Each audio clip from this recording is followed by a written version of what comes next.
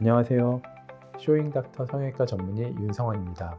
오늘 여러분과 비중격 연골에 대해서 이야기를 해보도록 하겠습니다. 코는 뼈와 연골로 이루어져 있는데 코뼈가 좌우 양쪽으로 두 장 상부에 위치하고 있고 코의 중앙부에는 좌우 양쪽으로 상외측 연골이라고 하는 것이 구성을 하고 있습니다. 그다음에 코 아래쪽 코끝과 비주 쪽으로는 콧날개 연골이라고 하는 것이 콧구멍을 양쪽으로 감싸고 있는데요.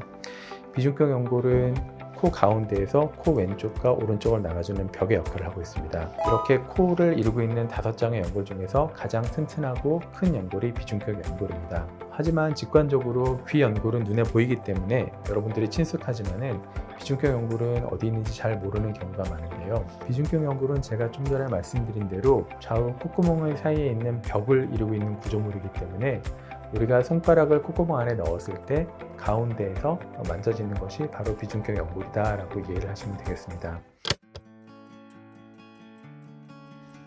자, 보시는 것처럼 코에 있는 뼈가 위에 한 3분의 1에서 4분의 1 정도만 있습니다. 요거는 코의 뼈의 모형이기 때문에 뼈만 나와 있는데 이렇게 뼈와 연골의 모양을 보시면은 지금 하얗게 보이는 게 코뼈이고 이 핑크색으로 보이는 게 연골인데요. 코뼈 바로 아래를 누르게 되면은 우리가 비중격 연골을 직접 만질 수가 있습니다. 코의 상부를 만지게 되면은 간단한 코뼈를 느껴볼 수가 있고 콧대 중간을 손가락으로 누르면서 좌우로 이렇게 비벼보게 되면은 이렇게 연골의 모서리를 만져볼 수가 있는데 이게 비중격 연골이라고 생각을 하시면 됩니다. 그래서 여기를 꾹 눌렀을 때 어떤 경우에는 단단하게 받쳐주는 경우가 있고 어떤 경우에는 물렁물렁하게 눌리는 경우가 있는데 이를 통해서 간접적으로 나의 비중격 연골의 강도를 짐작해 볼 수가 있습니다. 콧등 중간보다 아랫부분, 즉 코끝 부분에서는 비중격 연골이 만져지지 않기 때문에 여기를 만져서 내 비중격 연골의 강도를 짐작해 보는 실수를 범하지는 않으셨으면 좋겠습니다. 여기 콧대 중간이 비중격 연골이라고 말씀을 드렸는데요. 만약에 이 부분의 연골이 없어진다면 코가 주저앉겠죠. 그래서 사실 비중격 연골을 채취할 때에는 손으로 만져지는 부분인 바깥쪽 부분을 남겨야 합니다. 교과서적으로는 비중격 연골의 바깥쪽 부분을 테두리를 따라서 약 1cm 정도는 남겨야 한다고 되어 있는데요. 그 남기는 부분을 우리가 L-스트럿이라고 얘기를 합니다. L자 모양의 기둥이라는 뜻입니다. 이제 재수술을 하다 보면은 이전 수술에서 비중격을 채취할 때 이 L-스트럿을 1cm가 아니라 5mm 정도로 매우 얇게 남겨있는 경우도 많이 보게 되는데요.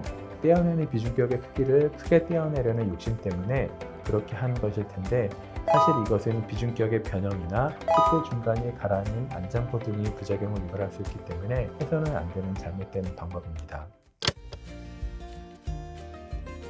비중격 연골은 귀연골보다 튼튼하고 곧기 때문에 코끝을 높이는 지지대 혹은 짧은 코를 내려주는 연장이식술에 적합한 재료입니다. 한국에서는 2000년대 중반부터 활발하게 쓰이고 있는 재료이죠. 단점이라면 크기나 강도가 개인차가 크다는 점인데요. 지지대나 연장이식술에 사용하는 비중격은 크기도 어느 정도 커야 되고 튼튼할수록 유지가 잘 되는데 제 경험상 대부분의 한국인들은 크기는 물론 강도가 좀 약한 편입니다. 그리고 코가 낮거나 짧을수록 더 크고 튼튼한 비중격이 필요하지만은 오히려 낮고 짧을수록 비중격의 크기는 더 작고 약한 경향이 있다는 어떤 모순점이 있습니다. 2000년대 중반 이후로 비중격이 활발하게 쓰이면서 동시에 많이 쓰이던 재료 중에서 이제 매드포어라고 하는 것이 있습니다. 아마 아시는 분은 아시고 들어보신 분은 들어보신 적이 있는 재료일 텐데요. 매드포어는 비중격의 대체제로서 쓸 수 있는 인공 재료이며 비교적 단단하고 크기도 의사 마음대로 잘라서 쓸 수 있기 때문에 한동안 코 성형에서 많이 쓰였던 재료입니다. 하지만 잘 부러지거나 꺾이기도 하고 코 점막이나 코끝의 피부를 뚫고 나오는 등의 부작용이 많아서 현재는 거의 쓰는 병원이나 의사가 없습니다. 이 매드포어에 대해서는 제가 따로 영상을 준비해서 여러분들께 자세히 알려드리도록 하겠습니다.